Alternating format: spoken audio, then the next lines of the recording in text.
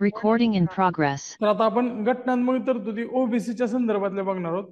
342(1) सब कलम 1 मध्ये राष्ट्रपती कोणत्याही राज्य अथवा केंद्रशासित प्रदेशाच्या राज्यपालाचा विचार घेऊन एखादी जात जमात किंवा त्याचा भाग अधिसूचना काढून सार्वजनिक आणि शैक्षणिक दृष्ट्या मागास गटामध्ये समाविष्ट करतील. आणि 342(2) मध्ये काय सांगितलं की संसदेला कायदा करून एखादी जमात ऍड करण्याचा किंवा त्याच्यामधनं काढून टाकण्याचा अधिकार आहे. सेम त्यासारखंच आहे. 326 काय सांगते तर सामाजिक आणि शैक्षणिक दृष्ट्या मागास वर्ग म्हणजे कलम 342(a) अंतर्गत सामाजिक समाविष्ट केलेल्या जाती जमातीचा वर्ग म्हणजे 366(26) मध्ये ऍड केलेले ते डेफिनेशन नंतर ऍड केलेले. आणि 103वी घटना दुरुस्ती ज्यावेळेस झाली त्यावेळेस अशा जमाती जाती ऍड करण्याचा अधिकार फक्त संसदेला देण्यात आला होता. आणि त्याच्यामुळे मराठा आरक्षणाच्या केसमध्ये अडचण आली. त्यामध्ये राज्याला अधिकारच नाही असं सुप्रीम कोर्टाने सांगितलं. आणि त्यानंतर 105वी घटना दुरुस्ती एकदा चेक करून बघा. 105वी घटना दुरुस्ती करण्यात आली आणि त्याच्यामध्ये जे राज्याचा अधिकार आहे ओबीसी जाती जाहीर करण्याचा तो पुनर्स्थापित करण्यात आला किंवा मागास जाती ठरवण्याचा. तर 103 आणि 105 या दोन्ही घटना दुरुस्ती रिलेटेड आहेत ते तुम्हाला क्वालिटीमध्ये होतीलच. आता ओबीसी साठीच्या योजना बघा. कौशल्य विकासासाठी एनजीओना सहाय्य करणारी योजना आहे. 2017ला सुरू करण्यात आली. या योजनेअंतर्गत मागास आणि आर्थिक मागासवर्ग गटातील तरुणांना प्रशिक्षण देणाऱ्या ज्या एनजीओज आहेत त्यांना अर्थसहाय्यासाठी किंवा अर्थसहाय्य केलं जातं, अनुदान दिलं जातं. त्यानंतर पुढे जाऊया.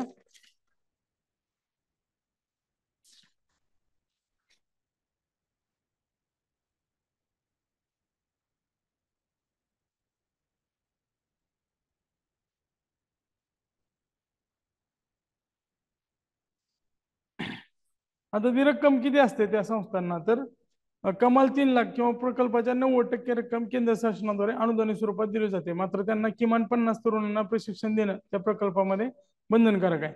आता मॅट्रिक पूर्व स्कॉलरशिप ओबीसी साठीची योजना 2017-18ला सुधारित करण्यात आली. त्यामध्ये 1ली ते 10वीच्या विद्यार्थ्यांना 100 रुपये. आता मागच्या वेळेस एकदा प्रश्न आला होता किती शिष्यवृत्ती दिली जाते.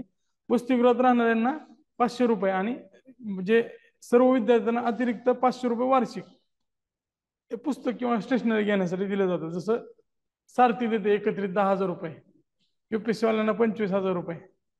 काय ते मला माहित नाही आकडा, कमी जास्त जर झाला तर त्याच्याशी मी जबाबदार नाहीये, पण उदाहरण सांगायला तुम्हाला. असं काय तर सुरुवातीला एक रकमी देतं सारथी, बार्टी, टीआरटी असेल किंवा कुठल्याही ज्या संस्था आहेत तर ते विद्यार्थ्यांना सुरुवातीचा जो खर्च आहे त्यासाठी दिलं जातं. आणि यासाठी मात्र उत्पन्नाची मर्यादा 2.5 लाख आहे. काय नाही आठवलं आणि शाळा असेल कॉलेज असेल तर 2.5 लाख रुपये मर्यादा लक्षात ठेवायची. ओबीसी साठी जे पोस्ट मॅट्रिक शिष्यवृत्ती आहे ती सुद्धा 2018ला सुधारित करण्यात आली. डे स्कॉलर म्हणजे काय तर तो फक्त शाळेला जातो आणि माघार येतो. त्यासाठी 60 ते 350 रुपये 10 महिन्याकरता. ते वर्गानुसार डिपेंड आहे किती वेळा येतो. आणि वसतिगृहात राहण्यासाठी 260 ते 750 रुपये 10 महिन्याकरता म्हणजे 2 वर्षाची सुट्टी टाकलेली आहे. मात्र यामध्ये पालकाचं वार्षिक उत्पन्न 1 लाख अशी नवीन टाकलेले, बाकीच्या ठिकाणी 2.5 लाख हे विशेष लक्षात ठेवा. नंतर डीएनटी विद्यार्थ्यांसाठी डॉक्टर आंबेडकर प्री मॅट्रिक आणि पोस्ट मॅट्रिक शिष्यवृत्ती खास डीएनटी साठी आहे. डीएनटी म्हणजे काय तर विजे, एनटीबी, एनटीसी, एनटीडी आणि एसबीसी हे सगळ्यांना डीएनटी मध्ये टाकलेलं आहे. तर ही योजना 14-15 साली सुधारित करण्यात आली. 1ली ते 10वी साठी 1000 रुपये 10 महिन्याकरता एक रकमी दिले जातात. 100 रुपये होते महिन्याला. 9वी ते 10वी साठी 1,500 रुपये एक रकमी दिले जातात.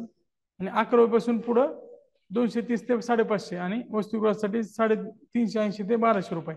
हे सगळे आकडे लक्षात राहणार नाही. लक्षात काय ठेवायचे फक्त 14-15ला सुधारित केली आणि डॉक्टर आंबेडकर प्री मॅट्रिक आणि पोस्ट मॅट्रिक डीएनटी साठी खास. आणि तर वार्षिक उत्पन्नाचा 8 ऑर्डर्स ठेवले 2 लाख रुपये ठेवले त्यांनी. आता नानाजी देशमुख यांच्या नावाने डीएनटी विद्यार्थ्यांसाठी हॉस्टेल बांधणी योजना आपण मागे बघितली होती. बाबू जगजीवनराम छात्रावास योजना तशीच ही नानाजी देशमुख डीएनटी विद्यार्थ्यांसाठी खास 2014-15 मध्ये सुरू करण्यात आली. डीएनटी समाजातील विद्यार्थ्यांना हॉस्टेल बांधणीसाठी योजना मदत करते. आता जे हॉस्टेल असेल ते पण 500 विद्यार्थी कमाल असले पाहिजेत. कमाल, मॅक्झिमम किमान नाही, कमाल. त्यामध्ये केंद्र सरकार 75% आणि राज्य सरकार 25% बांधकाम खर्चाचा वाटा उचलतो. हे महत्वाचं आहे. हे बाकीच्या योजनेपेक्षा वेगळं आहे, लक्षात ठेवा. त्यामुळे हॉस्टेलमध्ये प्रवेश करणारा विद्यार्थी मात्र डीएनटीचाच असला पाहिजे आणि त्याची उत्पन्न मर्यादा 2 लाख आहे. डीएनटी साठी सगळीकडे उत्पन्न मर्यादा 2 लाखच ठेवलेली आहे. ओबीसी समाजातील मुला मुलींसाठी हॉस्टेल बांधणी योजना ही सुद्धा 14-15 सुधारित करण्यात आली. माध्यमिक आणि उच्च शिक्षण घेणाऱ्या ओबीसी समाजातील विद्यार्थ्यांसाठी ही मात्र हॉस्टेल बांधणीचा खर्च इतरसाठी 60-40 आहे. डीएनटी साठी 75-25 होता.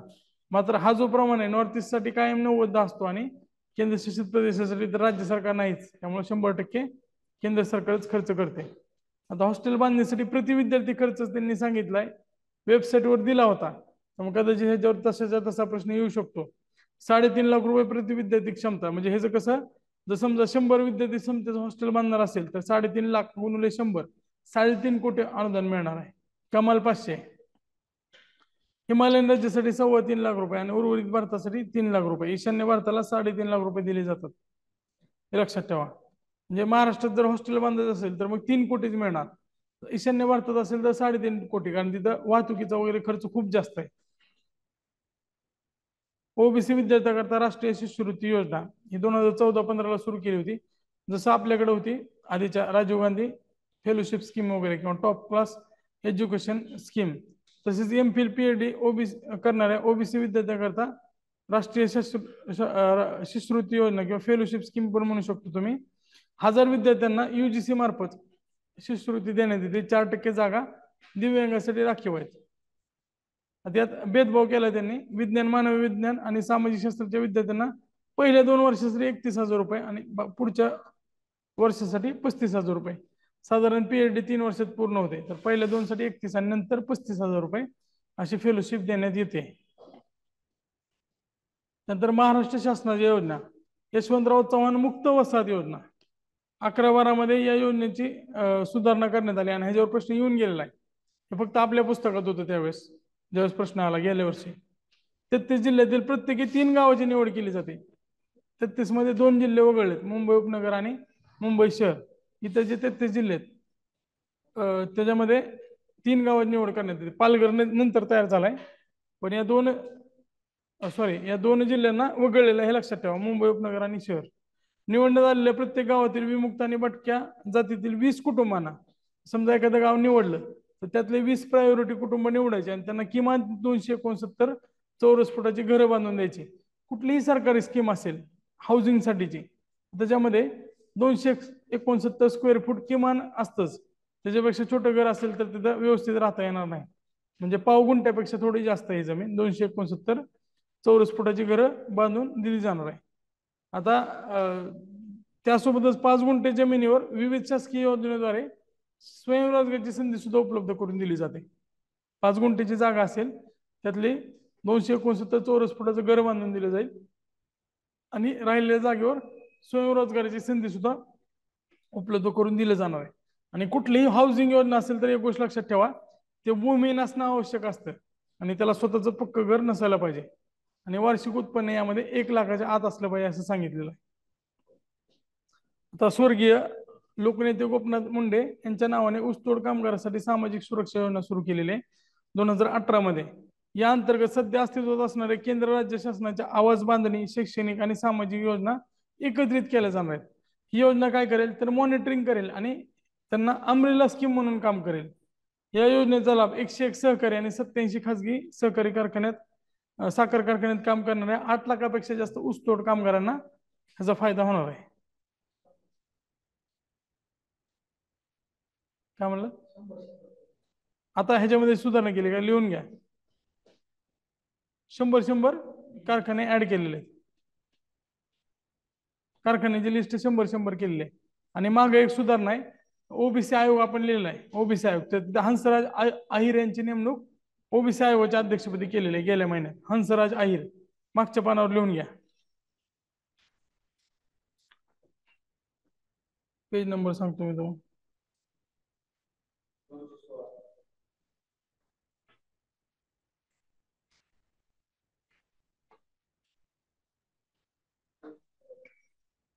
हा इथं लिहा, राष्ट्रीय मागासवर्ग आयोग सध्या अध्यक्ष कट करा, हंसराज अहिर यांचं नाव लिहून घ्या.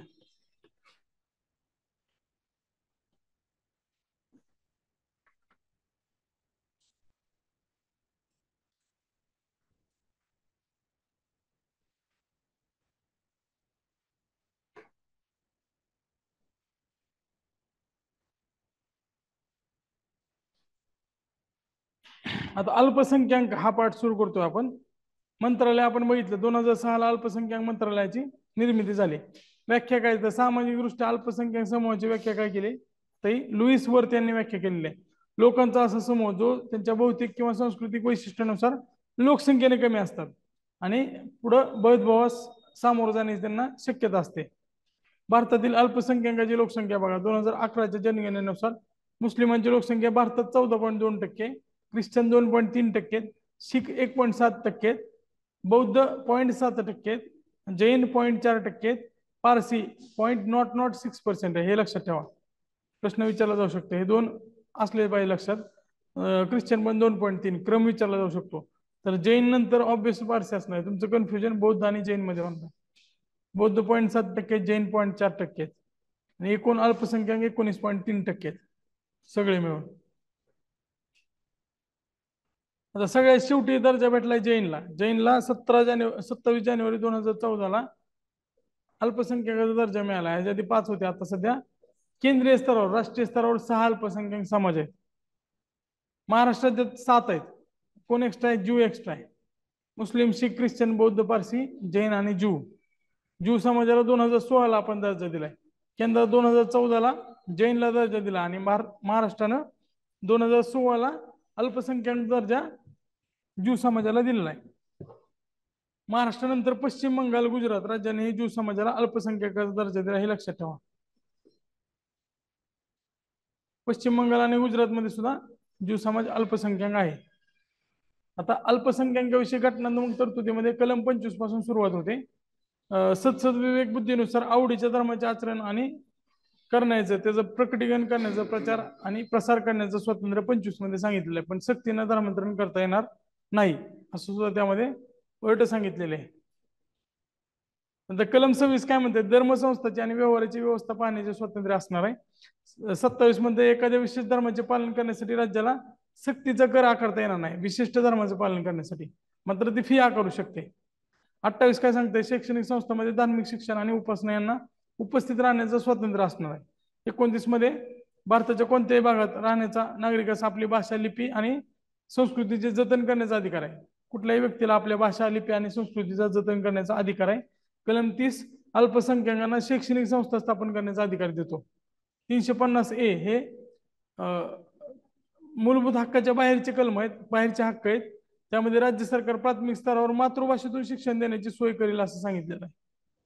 आणि 350B नुसार भाषिक अल्पसंख्याकांसाठी राष्ट्रपती मार्फत विशेष अधिकारी स्पेशल ऑफिसरची निर्मिती करण्यात येईल असं 350B मध्ये सांगितलेलं आहे. तुम्ही पॉलिटी फर्स्ट मध्ये वाचलं असेल. राष्ट्रीय अल्पसंख्याक आयोग 17 मे 1993 अल्पसंख्याक आयोगाची स्थापना केली. सुरुवातीला जो आयोग होता तो 1978 मध्ये बिगर वैधानिक होता. 1992च्या कायद्यानुसार 1993 तो वैधानिक करण्यात आला. तर हे तारीख महत्वाची 92ची. 92चा कायदा आहे त्यानुसार 93 ते वैधानिक करण्यात आला. सध्या अध्यक्ष कोण आहेत? सरदार इक्बाल सिंग ल्यालपुरा. अध्यक्ष, उपाध्यक्ष आणि 5 सदस्य, टोटल 5 सदस्य करण्याचे कारण काय? तर उपाध्यक्ष आणि 5 सदस्य सर्व समुदायातील एक सदस्य असले पाहिजेत.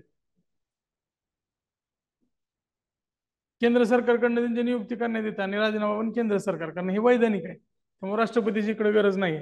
कार्यकाळ 3 वर्षाचा आणि मुख्यालय ऑब्विसली नवी दिल्ली. बाकी सगळं बोलबच्चन सेम आहे. संविधानाच्या तरतुदी दिलेत अल्पसंख्याकांच्या, ते रक्षण करायचं, तक्रारीचं हे बघायचं, दिवाणी न्यायालयाचे अधिकार आहेत, गरज पडल्यास अहवाल द्यायचा किंवा वार्षिक अहवाल केंद्र सरकारला, हे महत्वाचं आहे. SC ST OBC आयोग राष्ट्रपतीला सादर करतं आणि हे केंद्र सरकारला सादर करतं. अल्पसंख्याकांच्या विकासासाठी 15 कलमी कार्यक्रम जाहीर केले होते. ह्याच्यावर प्रश्न येऊ शकतो. 20 कलमी कार्यक्रम आहेत त्याच्यावर प्रश्न आलेला आहे. 4-20 कलमी कार्यक्रमावर. हे 15 कलमी कार्यक्रम अल्पसंख्याकांसाठी. असा सहज प्रश्न येऊ शकतो की 15 कलमी कार्यक्रम कोणत्या वर्गासाठी आहेत? तर अल्पसंख्याक वर्गासाठी आहेत. 1983 ला इंदिरा गांधीने पहिला 15 कलमी कार्यक्रम जाहीर केला होता. त्यानंतर दुसरा जो 15 कलमी कार्यक्रम आहे तो मनमोहन सिंगने 2006 ला आणि तिसरा 15 कलमी कार्यक्रम नरेंद्र मोदी यांनी 2018 ला जाहीर केलेला आहे अल्पसंख्याकांच्या विकासासाठी.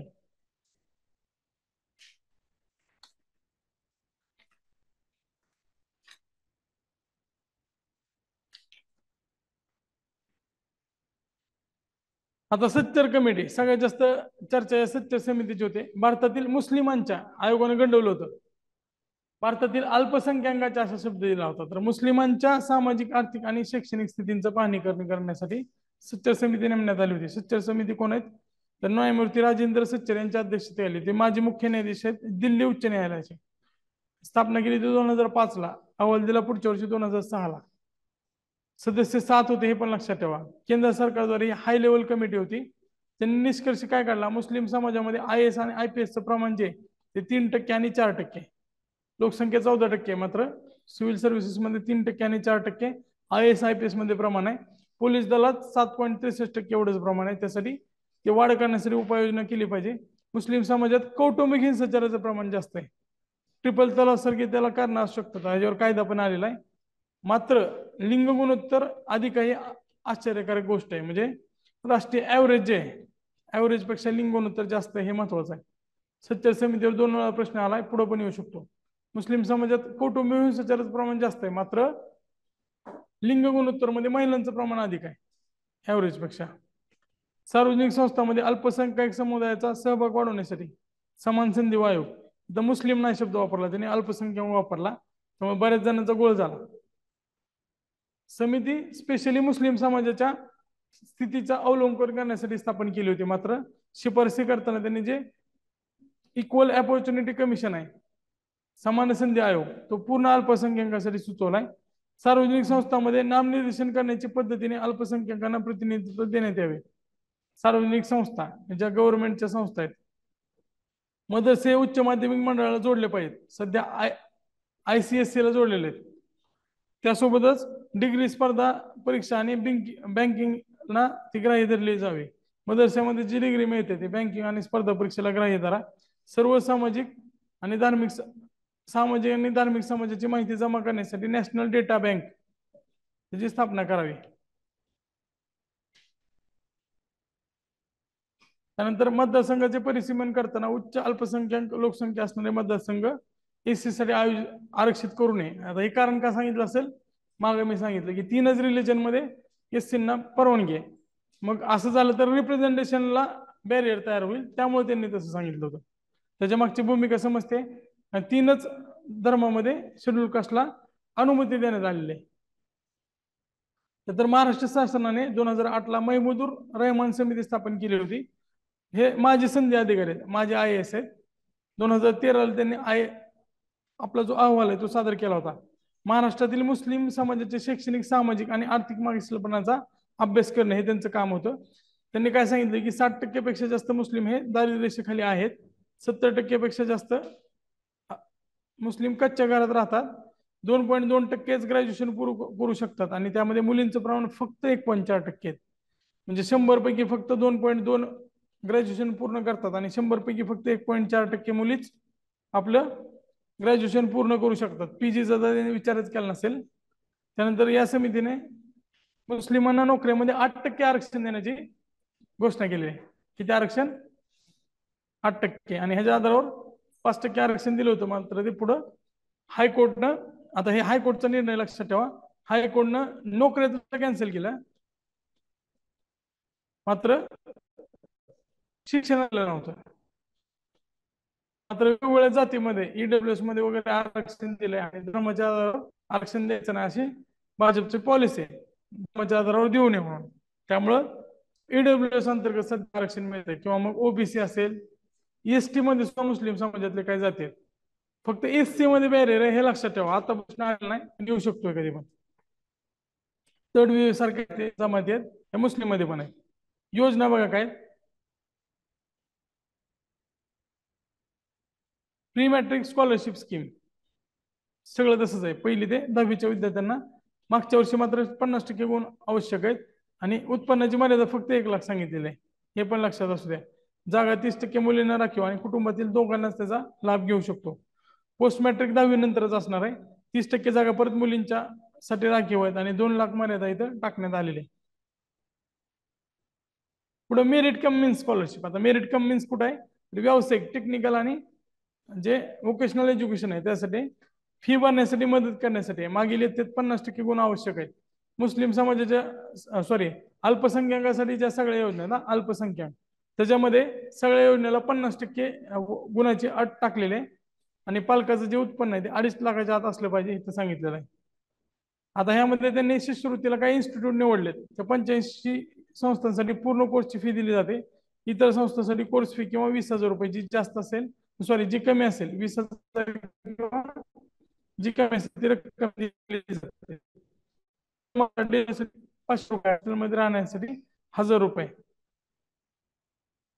आता तिथं Rajiv Gandhi national fellowship scheme बघितली, इथं मौलाना आझाद स्कीम आहे, यूजीसी मार्फत राबवली जाते. एमफिल आणि पीएचडीचे शिक्षण घेणाऱ्या विद्यार्थ्यांना फेलोशिप दिली जाते. आता सिकोर कमो नावानुसारच आहे. तर हे कधी असणार स्किल डेव्हलपमेंटसाठी. ह्याचं वयोगट लक्षात ठेवा, 14 ते 35 वयोगटातील किमान 5वी पास असणाऱ्या अल्पसंख्याक तरुणांना कौशल्य शिक्षण दिलं जातं आणि बेरोजगारी दूर करण्यासाठी हे काम करते. 2013ची योजना आहे सिको आणि कमाव. उस्ताद ह्याचं नाव लक्षात ठेवा पूर्ण काय, upgrading skill training in traditional arts and crafts.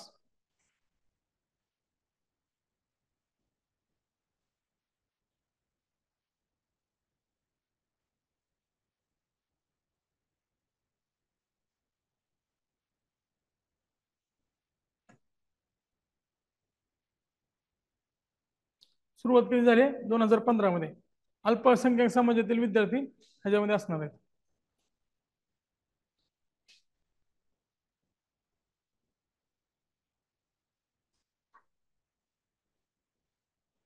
उस्ताद मध्ये काय तर पारंपरिक कला आहेत, त्यामुळे कला आणि कौशल्याच्या हस्तकलेचे प्रशिक्षण दिले जाते. यासाठी शिल्पोत्सव आणि हुनर हाट या दोघांची आयोजन करण्यात येतं. नई मंजिल, नई मंजिल नावानं नई बरेच योजना आहेत. यातली जी नई मंजिल आहे ती 2015ला सुरू झाली होती. 8वी पर्यंतचे शिक्षण पूर्ण करू न शकलेले जे अल्पसंख्याक आहेत त्यांचा वयोगट 17 ते 35 आहे. आता वयोगट सगळीकडे लक्षात ठेवायचा आहे, तिथं पुढेच लिहून घ्या नई मंजिल 17 ते 35.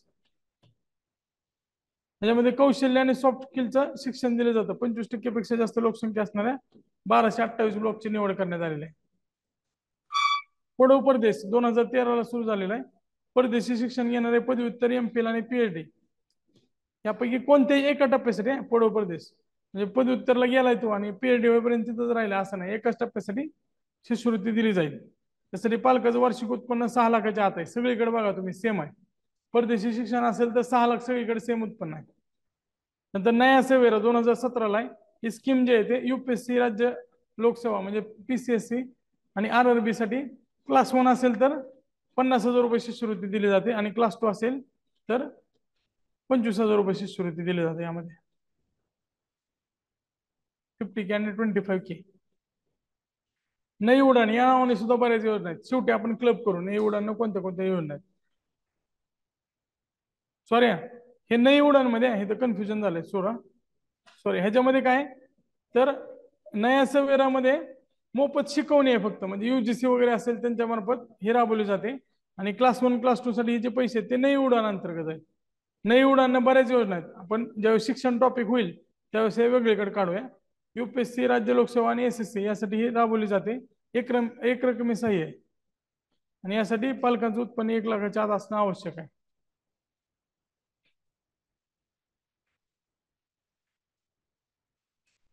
आता शिष्यवृत्ती वाढवली त्यांनी. युपीएससी साठी 1 लाख रुपये केलेले, पीएससी साठी क्लास 1 असेल तर 50,000 रुपये आणि बाकीचे एसएससी सीजीएल आणि क्लास 2 जे आहेत त्यांच्यासाठी 25,000 रुपये.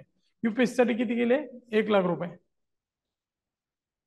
प्रधानमंत्री जन विकास योजना 2018ला सुरू केलेली. यावर्षी 15 कलमी कार्यक्रम सुद्धा सुरू करण्यात आला होता. अल्पसंख्याक समुदाय बहुल असणाऱ्या भागाची निवड करायची आणि त्या भागाचा संतुलित विकास करायचा. मग जसं अण्णाभाऊ साठे यांच्या नावाने नागरी वस्ती सुधार योजना आहे, तसंच अल्पसंख्याक समुदाय बहुल असणारा जो भाग आहे त्याची निवड करायची आणि त्याचा संतुलित विकास करायचा. नंतर हमारी धरोहर योजना 2015ला सुरू झाली. अल्पसंख्याक समुदायाचे जे सांस्कृतिक वैशिष्ट्य आहेत किंवा जे वारसा आहे त्याचं जतन करायचं, त्यासोबतच पुरातन वस्तू, साहित्य, ग्रंथ हस्तलिखित असतील त्याचा संशोधन आणि विकासाला प्रोत्साहन द्यायचं आहे. आत्ताच आपण बघितलं की 0.06% एवढीच फक्त पारसीची लोकसंख्या आहे आणि ती घटते. त्यासाठी जिओ पारसी योजना, आपण बाकी सगळीकडे लोकसंख्या कमी करायचा प्रयत्न करतोय, मात्र पारसी समाजासाठी जिओ पारसी योजना आहे, कारण त्यामध्ये लग्नांचं प्रमाण खूप कमी आहे आणि नंतर त्यांचा जो बर्थ रेट आहे तो सुद्धा कमी आहे, म्हणजे त्याला नेट फर्टिलिटी रेट आहे तो पण कमी आहे, कारण शिकलेला समाज आहे आणि जागृती जास्त आहे त्यांच्यामध्ये. त्यामुळं घटणाऱ्या पारसी लोकसंख्येस प्रतिबंध घालून जन्मदर वाढवण्यास प्रोत्साहन देण्यासाठी ही जीओ पारसी योजना आहे.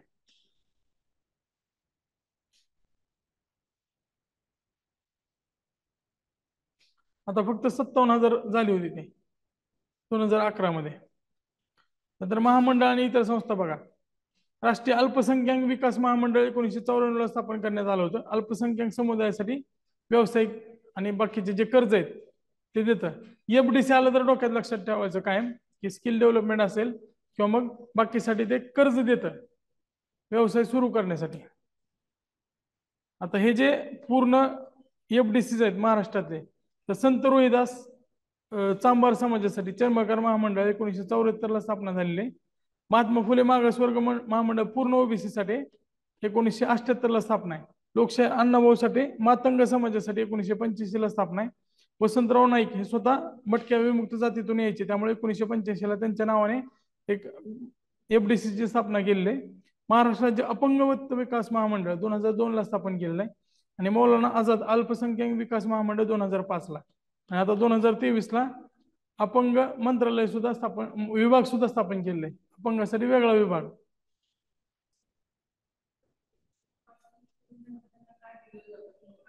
म्हणजे फक्त आहे ना त्याच्यामध्ये प्रोत्साहन किंवा फक्त त्याच्यामध्ये जागृती केली जाते.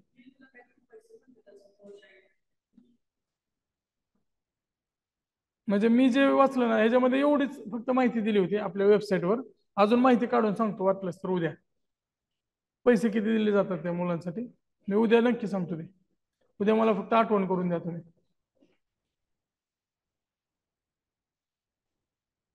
आता भारतीय राज्यघटना बघा, 105वी घटना दुरुस्ती 2021 हे मी आता सांगितलं तुम्हाला.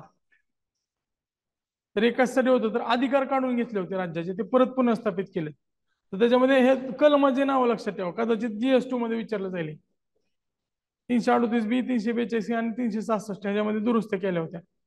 राज्याचे अधिकार जे गमावलेले आहेत ते पुनर्स्थापित केलेले आहेत.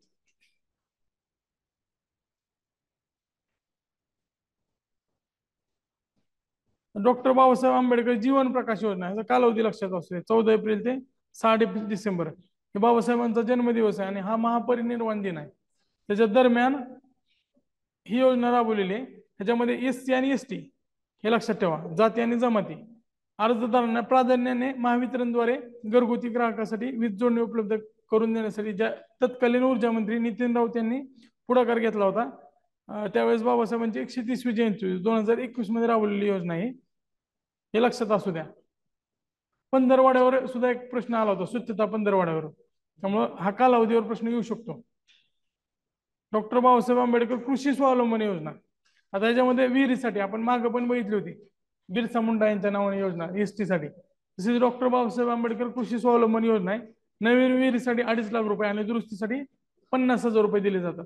तिकडे पण आपण बघितलं होतं, दुरुस्तीसाठी 50,000 रुपये होते. तर बाकीचे फक्त लक्षात ठेवा काय काय ते. नंतर बार्टी, बार्टी संस्था सारथी सारखी टीआरटी सारखी आहे. म्हणजे खरं तर सारथीची निर्मिती बार्टीच्या धर्तीवर झाली पाहिजे असे झाले होते, कारण बार्टीच्या शिष्यवृत्तीचं मॉडेल हे महाराष्ट्रात खूप चांगलं होतं. टीआरटी 1962 आहे, त्याच्यानंतर बार्टी जी आहे ती 1978 आहे. सुरुवातीला ही डॉक्टर बाबासाहेब आंबेडकर समता विचारपीठ नावानं स्थापन केली होती 1978 ला. आणि परत ती पुण्यामध्ये स्थलांतरित करण्यात आली. 2008 ला याला ऑटोनॉमस इन्स्टिट्यूटचा दर्जा दिलेला आहे महाराष्ट्र सरकारने. या संस्थेमार्फत प्रशिक्षण असेल, ट्रेनिंग असेल, रिसर्च असेल, या सगळ्या गोष्टी केल्या जातात. आणि बार्टी मुलांना शिष्यवृत्ती देते, त्यामध्ये पीएचडी पासून ते बँकिंग पर्यंत आणि स्पर्धा परीक्षेच्या सगळ्या क्षेत्रांसाठी शिष्यवृत्ती देते. यामध्ये वेगवेगळ्या योजना आहेत. डॉक्टर बाबासाहेब आंबेडकर असतील, महात्मा ज्योतिराव फुले असतील, क्रांतीज्योती सावित्रीबाई फुले असतील, वेगवेगळ्यांच्या नावानं वेगवेगळ्या शिष्यवृत्ती योजना आहे. त्यासोबतच गाडगे बाबा आणि अण्णाभाऊ साठे यांच्या नावानं फेलोशिप सुद्धा त्यांनी सुरू केलेले आहे. तर इथं हा टॉपिक मूळ संपलेला आहे. आता काय करंट अफेअर रिलेटेड गोष्टी आहेत तेवढ्या आपण बघूया.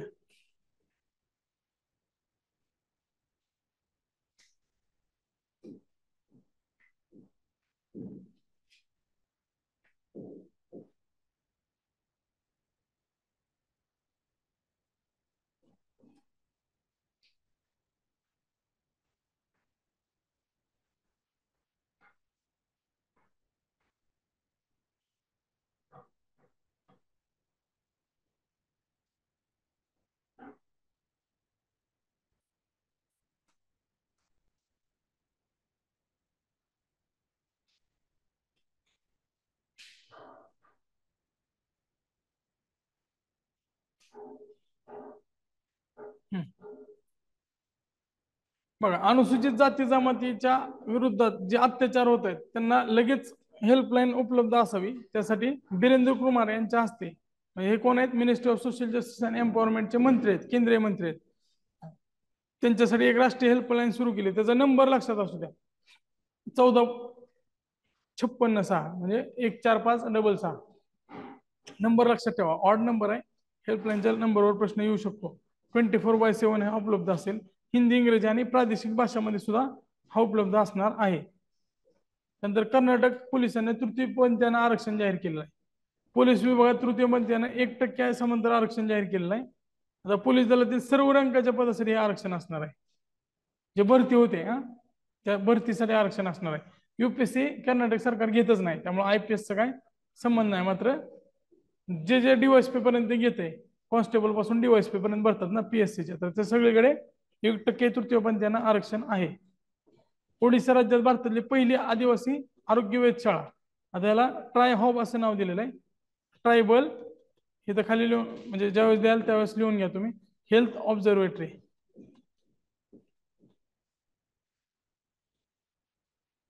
हे सुरू केलेले, ओडिशा राज्याने सुरू केलेले, एवढं वन लाईनसाठी लक्षात ठेवा.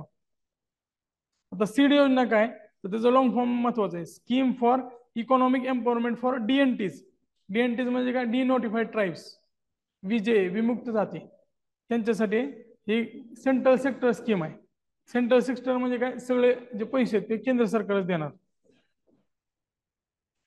विमुक्त भटक्या आणि निम्न भटक्या समुदायाचे, त्याच्यामध्ये काय ऍड केलंय त्यांनी, विमुक्त जाती, नोटिफाईड ट्राईब्स, त्याच्यामध्ये आपण एनटीबी, एनटीसी, एनटीडी आणि एसबीसी सुद्धा ऍड करणार आहोत. लाभार्थी जो असेल तो 2.5 लाख किंवा त्याच्यापेक्षा कमी उत्पन्नाचा असला पाहिजे. त्यासाठी 200 कोटी रुपये खर्च करण्याचं ठरवलेलं आहे. आता 4 घटक महत्वाचे आहेत. त्यांचं शैक्षणिक सक्षमीकरण करायचं, त्यांचा आरोग्य विमा उतरवायचा, लाईव्हलीहूडसाठी उपक्रम राबवायचे, म्हणजे काय रोजगारासाठी उपक्रम राबवायचे, आणि गृहनिर्माणासाठी वित्तीय सहाय्य करायचं. मात्र त्यांनी इतर कोणत्या योजनेतून लाभ घेतला न पाहिजे. त्याच वेळेस ही सीड योजना त्यांना काम करेल. प्रश्न काय येईल, सीड योजना कोणासाठी आहे, तर डीएनटी साठी. हे लक्षात असू द्या. 4 घटक आहेत, शैक्षणिक सक्षमीकरण आहे, आरोग्य विमा आहे, उपजीविका आहे आणि गृहनिर्माण आहे. नंतर स्माइल योजनेची सुरुवात, स्माइलचं लॉंग फॉर्म लक्षात असू द्या, support for marginalised individual for livelihood and enterprises. आता हे कोणासाठी आहे, तर जे दुर्लक्षित घटक आहेत त्यांच्यासाठी स्माइल योजना आहे. त्या व्यक्तीची ओळख, वैद्यकीय सुविधा, शिक्षक, व्यवसायाच्या संधी, निवारा, सगळंच त्यामध्ये. स्माइल ही होलिस्टिक स्कीम आहे. आता ऑपरेशन आहट आपण बघितलंय, तर ऑपरेशन आहटचा भाग म्हणून त्यांनी स्पेशल फोर्सेस तयार केलेले आहेत संरक्षण दलाने. आता हे खरं तर यामध्ये येत नाही, मात्र महिला, मुलं असतील त्यांना तस्कराच्या तावडीतून सोडण्यासाठी ऑपरेशन आहट आहे. श्रेष्ठ स्कीम, श्रेष्ठ लॉंग फॉर्म विचारण्याची शक्यता खूप जास्त आहे, लक्षात ठेवा. 2021 ला ही आली होती. विचारलंय काय आधी मला आठवत नाही, पण कुठल्या तर परीक्षेत विचारला असेल, प्रीच्या तरी. Scheme for residential education for students in high schools in targeted areas. Residential education म्हणजे काय, तर निवासी शाळा असतील, कुठल्या असतील, हायस्कूलच्या, विशेष भागावर लक्ष केंद्रित केलेलं आहे श्रेष्ठ योजनेनं. आता ही योजना जी स्टुडंटसाठी राबवली जाते, त्यामुळे मिनिस्ट्री ऑफ सोशल जस्टिस आणि एम्पॉवरमेंट मार्फत राबवली जाईल. 9वी ते 12वीच्या अनुसूचित जातीतील जे हुशार विद्यार्थी आहेत त्यांना ह्यासाठी निवडलं जातं. त्यामुळे पुढच्या 5 वर्षात आपण 24,800चा टार्गेट ठेवलेला आहे. कुणासाठी श्रेष्ठ योजना, तर विशेष भागातील शेड्यूल कास्ट मधील 9वी ते 12वीचे विद्यार्थी जे हुशार आहेत त्यांना निवासी शाळा उपलब्ध करून देणे. आत्मनिर्भर हस्तशिल्पकार योजना, आता ही कोणासाठी आहे, तर ईशान्य भारत प्रदेशातील कारागिरासाठी. आता ईशान्य भारतासाठी एक वेगळं मंत्रालय स्थापन केलेलं आहे, ईशान्य भारत क्षेत्र विकास मंत्रालय. हे तिथल्या गृहापासून ते स्किल डेव्हलपमेंट पासून ते त्यांच्या लाईव्हलीहूड पर्यंत सगळं लक्ष देण्यासाठी सेपरेट मंत्रालय, ईशान्य भारत क्षेत्र विकास मंत्रालय. तर ते त्या कारागिरांना वित्तीय सहाय्य पुरवतोय. आत्मनिर्भरचा अर्थ काय, तर त्यांनी स्वतःचा व्यवसाय सुरू केला पाहिजे, तर त्यांच्यासाठी वित्तीय सहाय्य काय असणार, तर त्यांना कर्ज असणार आहे. तर ते कर्ज किती आहे, 6% वार्षिक दराने. जर व्यवस्थित कर्ज भरलं तर 1% व्याजदराची सूट आहे त्यांना, म्हणजेच काय 5% दराने त्यांना कर्ज मिळेल जर वेळेवर कर्ज त्यांनी फेडलं तर. पात्रता काय, तर नोंदणीकृत अनधिकृत कारागीर असला पाहिजे आणि कोणत्याही कला प्रकारचा तो व्यवसाय करत असला पाहिजे. बँकेत खातं तर लागेलच कर्ज द्यायचं म्हणल्यावर. त्याची अंमलबजावणी करणारी संस्था महत्वाची, north eastern development finance corporation limited. North ईस्टच्या विकासासाठी खास हे तयार करण्यात आलेलं आहे. आता ही अजून एक स्माईल योजना आहे, 2 स्माईल योजना आहेत. त्यातलं लॉंग फॉर्म त्याचं लक्षात ठेवणं गरजेचं आहे. Support for marginalise individual for livelihood and enterprises, तीच आहे स्माईल.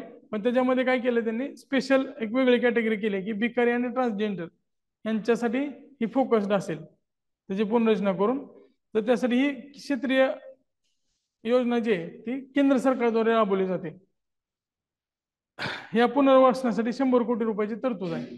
खास कुणावर फोकस केलंय त्यांनी, भिकारी आणि ट्रान्सजेंडर या दोन्हीवर.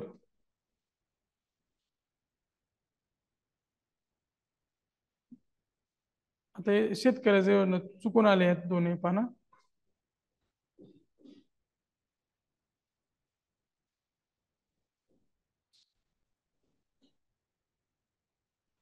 आता ही खालच्या ज्या ओबीसी शिष्यवृत्ती योजना आहेत ना, ती आहे तसं कॉपी कुठून केलेलं आहे, तर या वर्षीच्या लोकराज्यमधनं केलेलं आहे. त्यामुळे हे गोष्टी रिपीट होतील, पण आहे तसे एकदा वाचून घ्या तुम्ही. ह्यातलं काय चुकलं असलं तरी पण आयोगाला तुम्ही क्लेम करू शकता. लोकराज्यमधल्या योजना मी आहे तशा खाली दिलेल्या आहेत. हे सगळं पाठ करणं आवश्यक नाहीये, फक्त एकदा डोळ्याखालनं जाऊ द्या. मी ही पीडीएफ तुम्हाला उद्यापर्यंत सेंड करतोय सगळ्या योजनांची, बुस्टर योजनांची. ते फक्त एकदा वाचून घ्या, आता डबल होतील सगळ्या. पण एकदा ते आकडेवारी लक्षात असू द्या. प्रत्येक शिष्यवृत्ती पाठ करण्याची गरज अजिबात नाहीये, पण वाचता वाचता एखादी लक्षात राहिली, एखादा डीप प्रश्न आला तर ते कामाला येईल. इथं आपलं पूर्ण संपतंय. लोकराज्य आहे तसं कॉपी पेस्ट केलेलं आहे. तिथं आपण थांबूया.